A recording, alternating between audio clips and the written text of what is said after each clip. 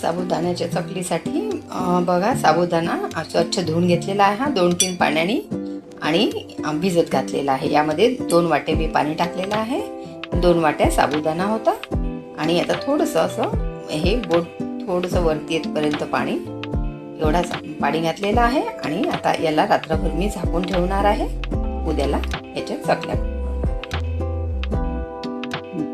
तर रात्रभर हा साबुदाणा भिजत घातलेला होता. तर बघा छान फुललेला आहे. बघा दाखवते तुम्हाला, अगदी मस्त फुलून गेलेला आहे. आता हे मी 4 बटाटे घेतलेले होते, याला उकळून आणि कुस्करून घेतलेले, मॅश करून घेतलेले आहेत हे बटाटे. पण मॅश करताना ना चांगले मॅश करा. समजा तुमच्याकडे मॅशर असेल तर त्यांनी मॅश करा, किंवा मग आपले एखादं भांडं घेऊन उभाट भांडं घेऊन त्यांनी असं मस्त त्याला मॅश करून घ्या.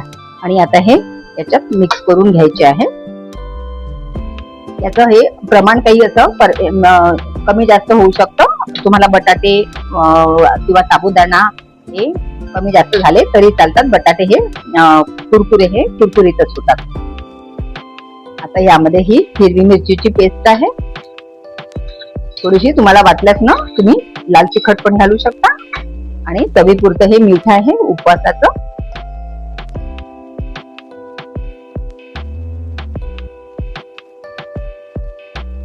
मीठ थोडं कमीच घाला, कारण कमी झालं तरी चालेल. आपल्याला वरून तळल्यानंतर ते मीठ घेता येतं. आणि थोडंसं जिरं घालते आहे.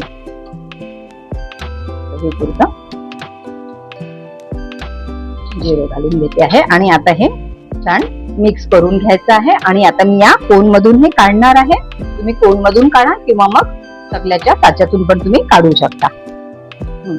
तर बघा मी बटाटे सगळं मिश्रण जे आहे ना ते मिक्स करून घेतलेलं आहे छानपैकी. समजा तुमचा साबुदाणा जर कडक झालेला असेल ना तर थोडंसं तुम्ही त्यात पाणी पण घालू शकता. आणि हा कोन तयार करून घेतलेला आहे. मी या कोनानेच आता हे कुरकुरे ना काढणार आहे. तर बघा, समजा तुम्हाला जर कोन नसेल तयार करतायत किंवा मग नसेल तुमच्याकडे अवेलेबल ना, तर तुम्ही त्या आपला जो साचा असतो ना चकल्यांचा त्याच्यातून पण तुम्ही कुरकुरे काढून घ्या. आधी या कोनात भरताना कोन अगदी सरळ करून घ्या. आता चम्मचने ना याची हे जे पूर्ण आतमध्ये जे लेअर्स आहे ना हे असे सरळ करून घ्या. आणि मग त्यात हे मिश्रण भरा.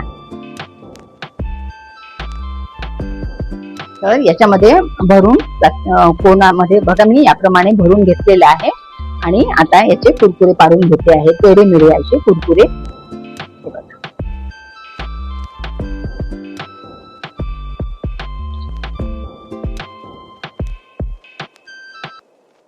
असे कुरकुरे. माझा जो कोन आहे ना हा कडक प्लास्टिकचा करा तुम्ही, म्हणजे काय होते की हा सरळ राहतो. बराबर होतात अगदी.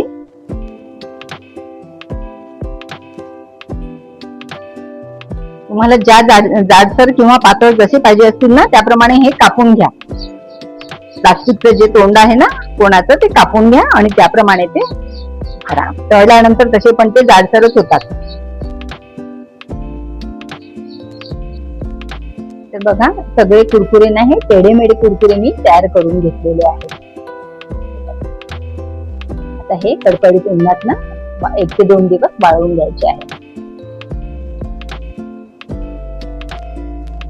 तर उपवासाचे हे कुरकुरे ना 2 ते 3 दिवस उन्हामध्ये छान सुकवून घेतलेले आहेत, वाळवून घेतलेले आहेत.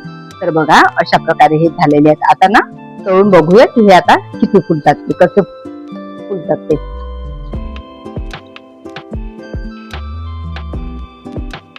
तेल तापायला ठेवलेलं होतं तर ते चांगलं तापलेलं आहे. तेल जरा चांगलंच कडकड. आणखी कुरकुरे टाकून घेते आता. बघा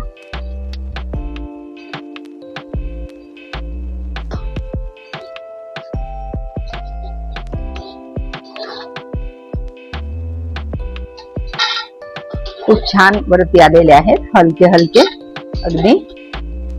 बरेचदा काय होते ना आपण नेहमी चकल्या करतो या उपवासाच्या बटाटे आणि साबुदाणा घालून. तर अशा प्रकारे जर आपण कुरकुऱ्याच्या आकाराने ते केले ना तर एक छान नाविन्यता त्या पदार्थामध्ये येते आणि खायला पण आपल्याला ना थोडी मजाच येते.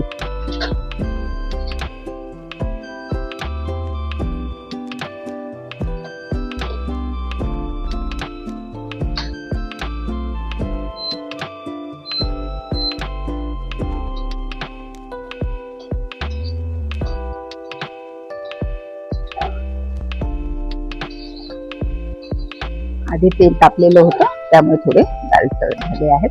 तुमची कुरकुरे तुम्ही नक्की ट्राय करा बघा, ते छान कुरकुरीत झालेले आहेत.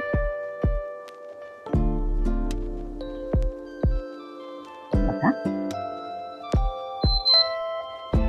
आणि कमेंट मध्ये मला नक्की सांगा की ते कुरकुरे तुम्हाला आवडले का, आणि चॅनलला सबस्क्राईब करा आणि व्हिडिओला लाईक करा.